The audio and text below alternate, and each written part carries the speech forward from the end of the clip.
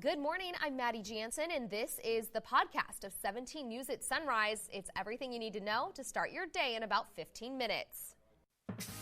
Working in the spirit of the Golden Empire, this is 17 News at Sunrise. Good morning. Right now at 5, demonstrations continue across the country, and Kern County will have the message from the Solidarity Walk last night and the events planned for later today that locals are being asked to come out to and have their voices heard.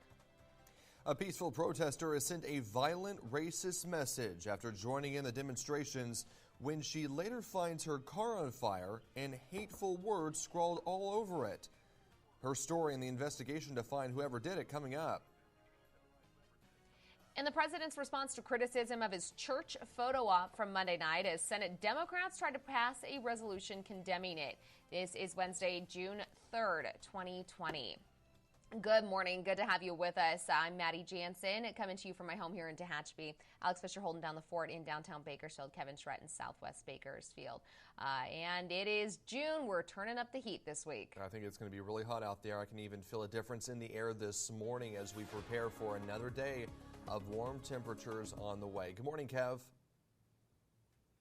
Good morning. It may surprise you, but this is normal for this time of year to kind of see these temperature swings, and that's exactly what we're seeing. And today we'll be back into the triple digits. Yesterday we were in the 90s. So just how warm did we get? Well, we hit 91. Normally this time of year we should be right around 88. The record temperature of 109 was set back in 1970. Here's a look at the sky cover, and there's still some high clouds out there. We'll be looking at mostly sunny skies throughout the day. 71 to start right now, a west-northwest wind at 3 miles per hour. And as we take a look at the dog walk forecast, by 8 a.m. we'll be right near 80, and then throughout the afternoon, best to keep the pups indoors. And if they're outdoor pets, make sure they have plenty of shade and water, because we will by 5 o'clock be right near 101.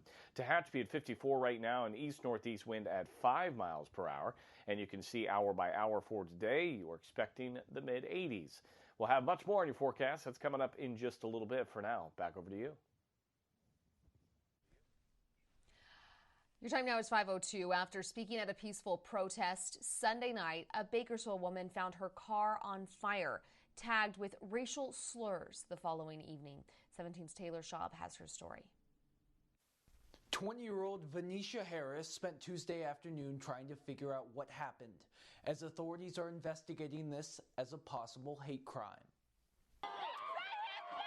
Like dozens of other young African Americans, Venetia Harris went downtown Sunday evening to peacefully protest against police brutality. I had the megaphone. I was saying chants, leading the crowd on. The high of that evening quickly diminished, however, as less than 24 hours later, the 20-year-old discovered her 2009 Chevy Impala was on fire. My immediate thought was to cry because it was my car. As the flames subsided, she shined her flashlight on the vehicle, discovering the message that was left. A handful of racial slurs keyed into her side door, many too graphic for air. And then that's when I was like, okay, maybe it's from the protest if they put and on my car. The chilling scene left Harris shaking, searching for answers. I've dealt with racism my whole life. I used to get bullied for being black, but the scary part was that they're actually damaging my stuff. Kern County Fire and Sheriff's Departments are jointly investigating the alleged arson. Lieutenant Joel Swanson says they're working to determine if this was race-related. We're doing a joint investigation with them tied to a possible hate crime. But Harris says she has no doubt this was about her ethnicity.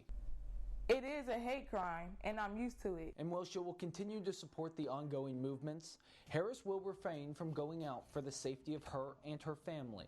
I don't want to go outside and show my face and show what I'm driving in, because I don't even know what happened. I don't know who it was. I don't know if they followed me. However, despite the dark day, she says she's never felt more connected to her community. With the help of my whole community, they already got me past $3,000 for another car. I could get another car today, and my car got set on fire less than 24 hours ago. So that goes to speak for it. When people come together as one, we can make stuff happen.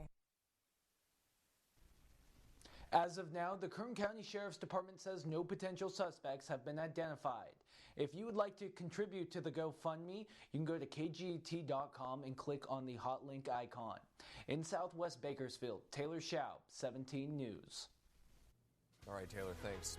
While protesters nationwide continue honoring the death of George Floyd and calling for an end to the killing of black Americans at the hands of police, in Washington, President Trump is defending the government's use of force on Monday, which came before he walked to a church damaged by protesters. The president says people like the gesture, but some prominent religious leaders and even members of the president's party are very critical. NBC's Chris Pallone has the story. In Washington, people lingered outside the White House past a mandatory curfew for the second straight night. Some of the crowd threw bottles at police before dispersing after a day of nonviolent protest.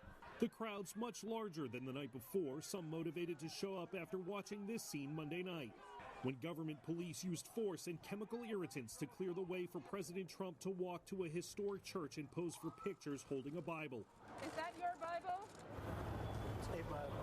That walk and Tuesday's visit to a Catholic shrine are drawing criticism from some religious leaders in Washington. It was an abuse of the spiritual tools and symbols. On Twitter, the president accused Monday's protesters of being the same ones who set a small fire at St. John's Church the night before, tagging Senate Republicans who criticized the photo op, though many of the president's allies are steering clear of the subject. Was clearing the protesters an abuse of power? A country is crying out for leadership. Leadership that can unite us, leadership that brings us together, leadership that can recognize pain and deep grief of communities that have had a knee on their neck for a long time. Meanwhile, the president's presumed opponent for November, Joe Biden, is trying to position himself as the leader who can unite the country. Senate Democrats tried to pass a resolution condemning the president for his church photo op yesterday, but it did not gain unanimous consent and failed. In Maitland, Florida, Chris Pallone, NBC News. And for the fifth night in a row, demonstrators took to the streets of downtown Bakersfield protesting the death of George Floyd. At least 200 people marched in downtown Bakersfield in a solidarity walk. Members of the People's Baptist Church, who you may know as the organizer of the annual MLK March, also took part in the rally. A second demonstration began with a moment of silence. It lasted 8 minutes and 46 seconds. That symbolizes the amount of time a Minneapolis police officer pressed his knee on George Floyd's neck. Before the protest began, Bakersfield Mayor Karen Goh met with some of the demonstrators, and then she addressed the crowd. We live in an amazing country, but I know that there have been injustices. I know that people have been hurt. I'm horrified and heartbroken, as you are, over the death of George Floyd. And our hearts go out to his family. We got nothing but love. Anybody who's not a racist, nothing but love. That's it. The Bakersfield Police Department said they only made 2 arrests, one person for speeding his car while the protest was happening, and another for having a vehicle that was reported as stolen. Your time now is 5:08, and we've seen the marches, the rallies, and even the standoffs with police. And now a local activist is inviting everyone to show solidarity through a sit-in. It's happening this afternoon at Mill Creek Park. The poster for the event asks people to bring signs and come with their loved ones on behalf of Black Lives Lost. It's been organized by local musician Crimson Sky. She says she wants people of all backgrounds to show their support for the Black Lives Matter movement. Now is a time for everyone to speak, not just Black people. This is just a time for everyone to speak. The sit-in starts at 5 and is set to go until 7 p.m. We will be covering this rally during our evening newscast. And there are also plans for a prayer march tonight at 6:30. Some local pastors will gather at California Avenue and P Street across from the Maya Cinemas. They want to lead the march to the Bakersfield Police Department, where they'll pray for unity at 7:15 this evening. People of all faiths are welcome to attend. And it was an emotional morning at the Board of Supervisors meeting. Kern County Supervisor Leticia Perez choked back tears as she spoke about George Floyd's death during the board meeting. There really are no words to express the horror the horror of what has taken place in so many corners of this country. You hear the angst of the community, you hear the fear from all corners of this country, authentically afraid, authentically fearful, angry, and you can't help but ask, where do we go from here? Supervisor Perez called for a moment of silence for 46 seconds in memory of George Floyd. Again, that's 8 minutes and 46 seconds. That's the amount of time the officer was seen kneeling on his neck.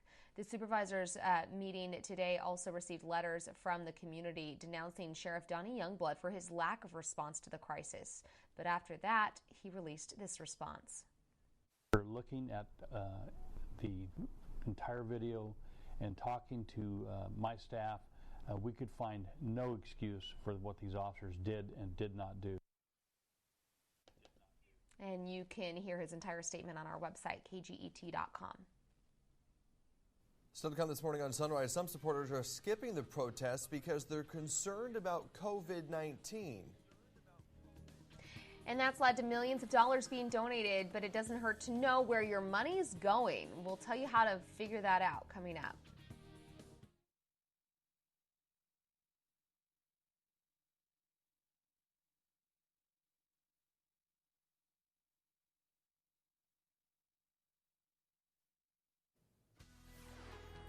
Welcome back. Your time now is 5:20, and in your 17 Crime Watch, following an assault in Taft that has left a man with serious wounds this morning, KCSO says they were called to Naylor Avenue at around 3:40 this morning. Deputies found a man who suffered major wounds, and he was rushed to Kern Medical. KCSO just got back to us a few minutes ago, and they say the victim is expected to survive, but there's still no information about a suspect. We'll keep following this story and update you when we learn more. Well, East Kern was shaken up by an earthquake last night. It was measured at a magnitude 3.9. According to the U.S. Geological Survey, the earthquake hit 25 miles northwest of Barstow. That's about 38 miles southeast of Ridgecrest, and it hit about 9:36 last night. It was felt as far away as Los Angeles, according to the USGS map. It was originally reported as a 4 magnitude, but was downgraded. Now to the latest coronavirus numbers here in Kern County. Public Health reported a new death yesterday along with 54 new cases. That brings our total to 2,386 people who have tested positive for COVID-19 in Kern County. 39 people have died from the virus. More than half of those victims were residents of local nursing homes. Over 1,500 people have recovered from COVID-19. More than 25,000 tests have come back negative, and 890 tests are still pending. A watchdog may soon be named to watch over skilled nursing facilities in Kern County. That's what the Board of Supervisors discussed at yesterday's meeting. The goal is to make sure the facilities are being run properly as coronavirus cases are on the rise. The COVID-19 Ad Hoc Committee suggested that the board designated Georgina Armstrong for that role. Armstrong currently works as an emergency services manager for the Kern County Fire Department. The board is expected to approve Armstrong for the position at a future meeting. Well, families with babies on the way will have much needed protection thanks to a donation. The Bakersfield West Rotary donated to Omni Family Health and Clinica Sierra Vista so both organizations could buy infant car seats for expecting families. The Rotary stepped in to help because the county's car seat safety program's on hold due to COVID-19. Omni says its 15 families have been picked to receive car seats and diapers on Thursday with help from Community Action Partnership of Kern. A pair of Bakersfield favorites reopen this week. Learn about the changes being made because of the pandemic. Coming up in 2 minutes. KGET Business Watch is brought to you by Grapevine MSP Technology Services, the Valley's leading IT service provider. Welcome back. Rodell's Country Dining is the latest business to announce it has planned to reopen. The restaurant says it will open an assisted buffet on Thursday. Their hours will be from 6 a.m. till 8 p.m. Monday through Saturday, and then Sunday from 7:30 a.m. till 8 p.m. Plus, takeout service will still be available. Well, they're not the only ones planning a comeback. Pyrenees Cafe, the local icon of Basque cuisine, opens Friday morning for dining customers. According to the restaurant's Facebook page, they will allow less customers inside than usual and space out the tables to help people with social distancing. The restaurant highly encourages making reservations due to the new changes. And your time now is 5:25. The coronavirus outbreak has people questioning the safety of joining in on the massive protests against the death of George Floyd. Some are opting to protest the injustices from home. It's led to an outpouring of millions of dollars in donations. But how do you know your donation dollars are going to the cause you want to support? Liz McLaughlin explains. With mass protests across the country in the wake of George Floyd's death, some Americans are hoping to spark change with their wallets. When an event like this happens, the great thing about our society is that there is this outpouring of solidarity and this incredible desire to help. A GoFundMe set up by George Floyd's family has raised 6 times more than its initial fundraising goal of $1.5 million. The Minnesota Freedom Fund, an organization that helps pay jail bonds, has been flooded with so many donations over the past week, it stopped accepting them. Civil rights groups have also seen a surge in support.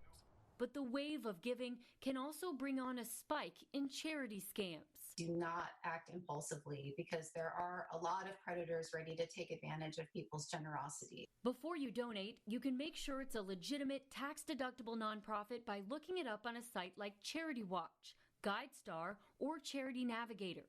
Those sites also list how much of the organization's funding is going to programs. As a rule of thumb, 75% is a good number.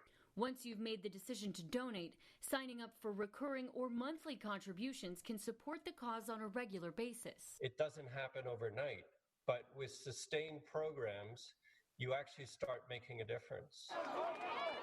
And hopefully prevent future tragedies. Liz McLaughlin, NBC News.